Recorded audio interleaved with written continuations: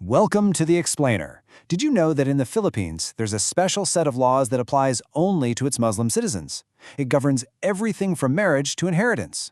Today, we're going to dive into this unique legal code and see exactly how it all works. Okay, so right off the bat, you might be thinking, how can one country have a separate legal system for just one community? Well, this is what's known as legal pluralism. And honestly, the Philippines is a fascinating real-world example of it in action. You know, the law itself, which goes all the way back to 1977, states its goal right there in the preamble. The big idea was to strengthen national unity by formally recognizing the unique customs and traditions of Filipino Muslims, making them a real integral part of the country's legal fabric. So, with that big goal in mind, what does this code actually do? Let's break down its core purpose and exactly what it covers.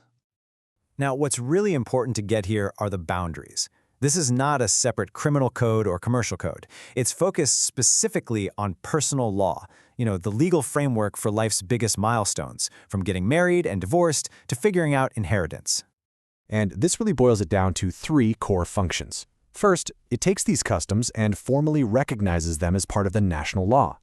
Second, it organizes them into a clear, written legal code. And finally, it creates the actual system you need to apply and enforce them. All right, let's switch gears and talk about maybe the most universal part of this code, the rules that govern marriage and divorce. A huge part of this is all about the bedrock of family life. So, for a marriage to be considered valid under this code, you've got to have these four essential pieces. And you can see how it blends these universal legal ideas, like mutual consent, with specific Islamic traditions, like the mahar, which is a mandatory gift or dower from the husband to the wife. Now, when it comes to divorce, the code lays out two very different paths. A husband can initiate it through something called talaq, but a wife also has a way out called fasq, where she can actually petition the court for a divorce based on some really specific grounds, like cruelty or neglect. So this is a really crucial point. After a divorce or the death of a husband, the code says a woman has to observe a waiting period called iddah. This is a fundamental part of the family law here, and it has a very clear purpose: to make absolutely sure there's no confusion about who the father of a child might be before she gets remarried. But the code goes beyond just marriage and family life. It also lays out a really detailed plan for what happens after life, specifically how a person's estate gets passed on. 1/3.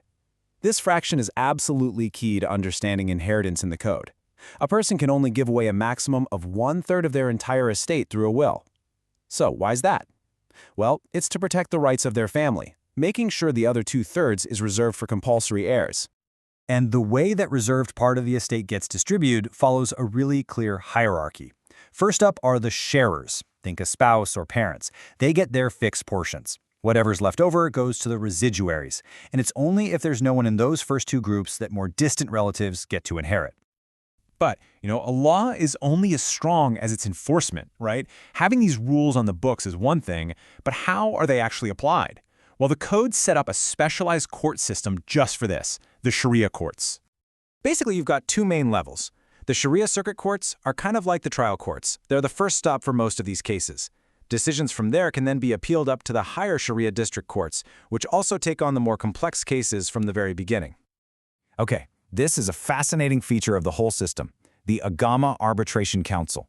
Before a divorce initiated by the husband can be finalized, this council, with people representing both sides, has to step in and try to get them to reconcile.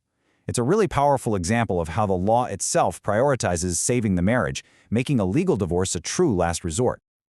So when you kind of zoom out and look at the big picture, this code is about so much more than just rules for marriage and inheritance. It represents a formal system of legal pluralism. It's the Philippines' way of carving out an officially recognized space for the cultural and religious identity of its Muslim citizens, right within the broader national law. And really, this all leaves us with a bigger question to chew on. This code is one country's unique approach, but it sparks a global conversation about how any nation can balance the need for a unified legal system with the distinct and important traditions of all its communities. Thanks for watching.